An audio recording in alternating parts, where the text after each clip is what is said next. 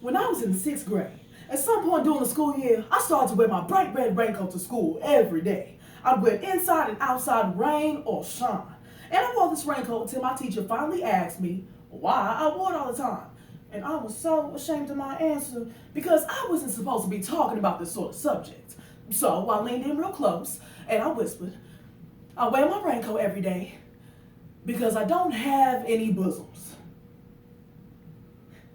You see, I didn't have anybody to talk about my changing body with, or in my case, my not so changing body. My generation of Southern women was raised that it was impolite to talk about female body issues. It wasn't ladylike. In fact, it was kind of shameful.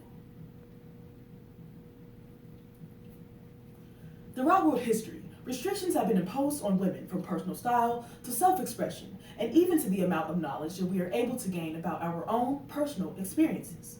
While Me Too have voiced the masculinized oppression of women, the roots of this systemic oppression stem from the ladylike views of women before them who may not have had the ability to speak up. Herein lies the issue of toxic femininity. This term can be seen in everyday situations, such as female rivalry, as well as strict beauty standards imposed onto younger generations by older women. This topic is overlooked entirely too often. What may seem like a disruption can ultimately be a deliberate ploy to demote the female identity by pitting women against women. Media dedicated to women's health and topics such as Cosmopolitan don't even touch on this intricate subject, almost as if it's too toxic to be discussed at the moment. So the conversation starts now. How to Act Like a Lady by Trisha Rose Burt. There were some words that we couldn't even say. They say things like, oh darling, we were so happy that Nancy had her period, because we were so afraid that she was going to be pregnant. So in addition to not being able to talk about basic bodily functions, there are lots of other criteria for how to act like a lady. At my wedding reception, I've been there for about 10 minutes. And here mama comes chasing me to cut the cake and have the first dance, and she's driving me nuts. And I don't know what she's doing. So I asked my sister, why is mama in such a hurry for me to leave? And my sister says, Trisha, mama's afraid that if you're not in a hurry to leave like every new bride should be, her friends are gonna know that you've done it. So that's what brings me to my biggest criteria for how to act like a lady. A lady makes sure that everyone feels comfortable. In my family, women come out the womb in permanent hostess mode. You never want to upset anyone, even if that means repressing your own emotions, because a lady doesn't cause trouble. Now, I didn't have a very good honeymoon, and I didn't have a very good marriage, so I got a divorce and I moved to Ireland. I don't know, it just kind of worked out that way. But when I was in Ireland, I was the happiest I had ever been. The only problem was I didn't have a work permit, so I couldn't get a job, and I was rapidly running out of money. So I started to look for these cash under the table positions. And I came across this posting for an artist model, and I was like, oh my God, this is amazing. I mean, it's nearby, and the money's good. And I know exactly what you have to do as an artist model. And one of those things is to model nude. Now, I know in some circles this might be seen as flaunting your body, but I know they're not looked at in a sexual way. They're just a series of lines, shapes, tones, and shadows. And my experience is a sacred contract between artists and model. Models help artists get better, so they're respected. So, as I go into my first modeling gig, I'm wearing this long green silk robe that I got from Neiman Marcus. You know, from back when I had money, and I step into the riser. And I drop my robe. And I'm standing there, butt naked, in front of total strangers. And on the outside, the students see this confident model moving gracefully between poses. But on the inside, these old tapes of ladylike behavior start playing in my head, and I'm like, oh my God, I'm standing here, butt naked, in front of total strangers. But I look around, and nobody's judging me. They're just drawing. And I decide that I'm pretty good at this, so I make this a permanent gig. And over time, I become more comfortable with my body and what I'm doing with it. And then, Mama comes to town. One morning, I woke up and I said, Mama, I'm going to work. So then she said, okay, well, what do you do for work? And you know, my mama's been a real trooper, and she's seen my life careen off the path that she thought I'd lead. But I feel like if I tell her I'm modeling nude, this might just be the thing that sends her over the edge. But I think, hey, it's time to change this dynamic. So I say, Mama, I'm a nude model.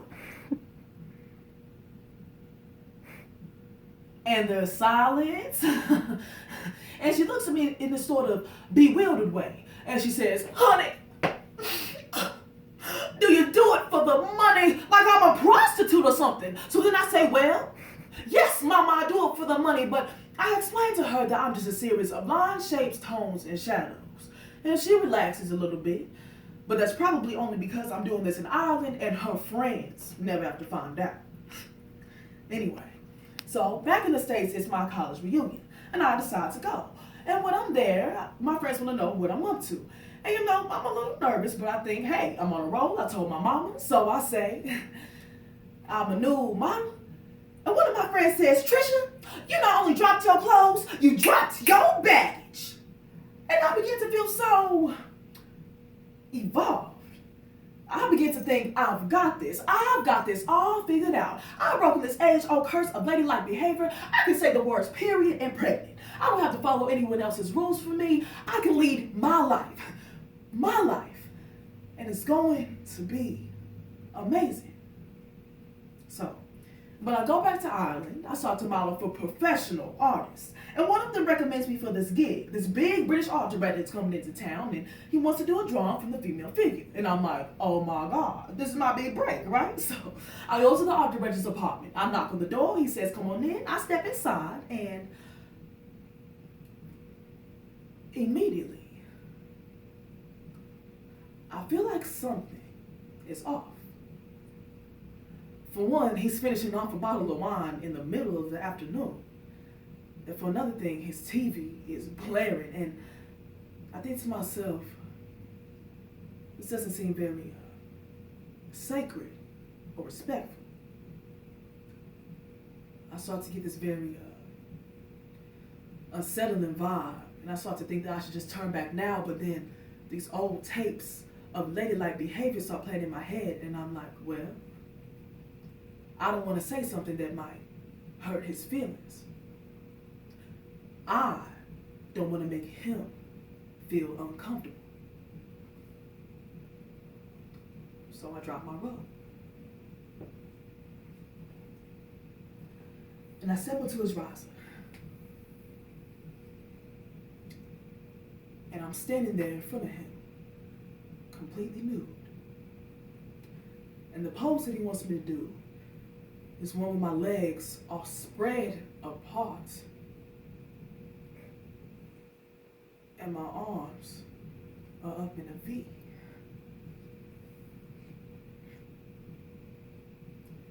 I cannot be more exposed.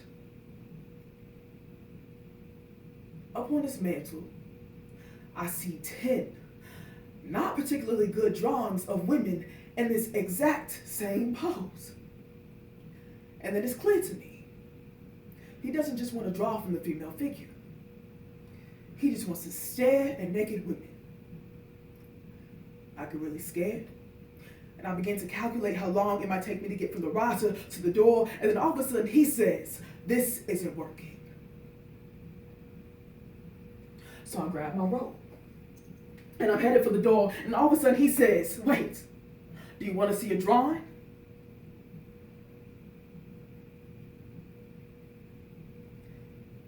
I look down at this not particularly good drawing of myself. And then he says, I raised your breasts so they would look better. And for a moment, I'm that 11-year-old girl in her raincoat.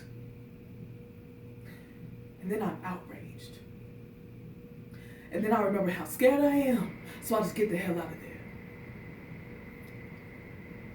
I never modeled again. And it wasn't because that guy scared me. It was because I scared myself. I put myself in a dangerous situation because I didn't want to hurt the feelings of a man that I didn't even know. It was time for me to redefine what it meant to act like a lady for me, no matter who felt uncomfortable.